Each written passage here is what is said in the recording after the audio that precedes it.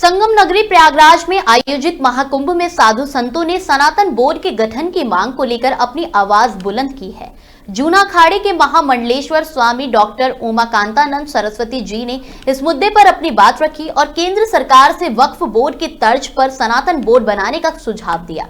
स्वामी उमाकांतानंद सरस्वती ने कहा कि जैसे वक्फ बोर्ड का गठन किया गया था, उसी तर्ज पर सनातन बोर्ड भी बनना चाहिए। उनका मानना है कि ऐसा बोर्ड गरीब, कमजोर और जरूरतमंद हिंदुओं की आर्थिक, सामाजिक और शैक्षिक स्थिति को मजबूत करने में मदद कर सकता है। उन्होंने इस विचार का समर्थन करते हुए कहा कि महाकुंभ में साधु संतों ने भी इस प्रस्ताव पर अपनी सहमति दी है और इस विषय पर गंभीर चर्चा की है। स्वामी जी ने बताया कि केंद्र सरकार ने देश भर में वक्फ बोर्ड के संचालन के लिए राष्ट्रीय वक्फ काउंसिल का गठन किया है और फिर राज्य स्तरीय वक्फ बोर्ड भी बनाए गए हैं।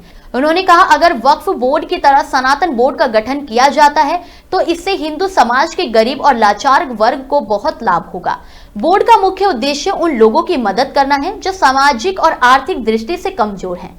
स्वामी उमाकांतानंद सरस्वती जी ने यह भी कहा कि जब वक्फ बोर्ड का गठन किया गया तो यह उद्देश्य था कि वह कमजोर और लाचार लोगों की मदद करेगा, लेकिन जिम्मेदार अधिकारियों की ओर से इस पर सही तरीके से काम नहीं किया गया। इस तरह सनातन बोर्ड का गठन हिंदू समाज की भलाई के लिए किया जा सकता है, जिससे यह समाज के सभी वर्गों के लिए मददगार साबित होगा। स्वामी जी ने केंद्र सरकार से अनुरोध किया कि इस मुद्दे पर विचार करते हुए सनातन बोर्ड का गठन किया जाए ताकि समाज के गरीब, शोषित और लाचार वर्ग को उचित मदद मिल सके। देखिए, इसमें पहले तो होना ही नहीं चाहिए। कोई भी जो है उनको भी खत्म करिए, और नहीं खत्म कर सकते तो उसको भी एक राष्ट्रीय और कानूनी दायरे में रखिए।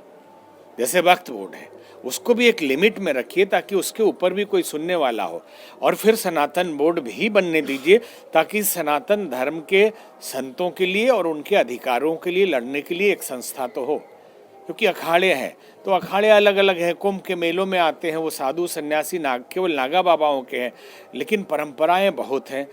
करोड़ों में जनसंख्या है सनातनियों की, और उनके देखने के लिए कोई नहीं।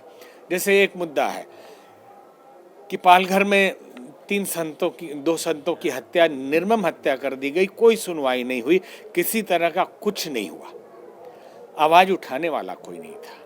अगर इस तरह का कोई बोर्ड बनता है तो सरकार के सामने आवाज उठाएगा वो बोर्ड, तो आवाज उठाएगा तो कानूनी कार्रवाई भी होगी ऐसे अत्याचारियों के ऊपर।